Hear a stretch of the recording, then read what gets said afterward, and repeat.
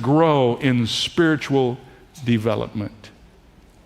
And the final part of his prayer as we end this early section of Philippians is for their growth in spiritual deportment. It reads like this in verse 11, being filled with the fruits of righteousness, which are by Jesus Christ, to the glory and praise of God.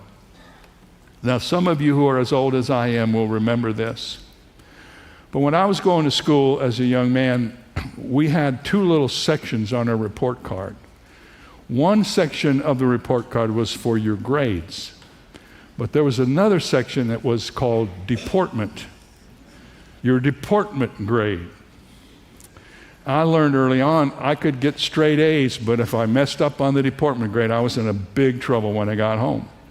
What is deportment? Well, it's how you deport yourself. It's how you handle yourself. It's how you live. It's what you do. And so in those early grade cards, anybody remember those early grade cards?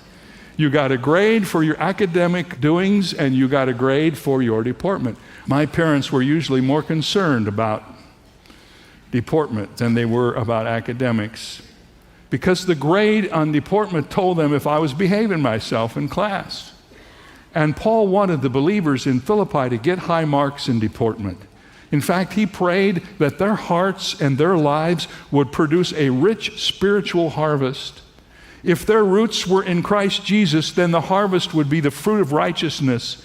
If godly love is defined as seeking the best interest of the one loved, then Paul's love for the Philippians certainly qualifies. How blessed they were to be among his disciples and to receive this incredible letter we know as Philippians.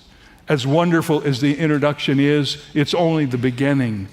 Paul said that the love he had for the Philippians and the love they had for him had totally transformed everything, so that even in prison, he could write a letter of joy.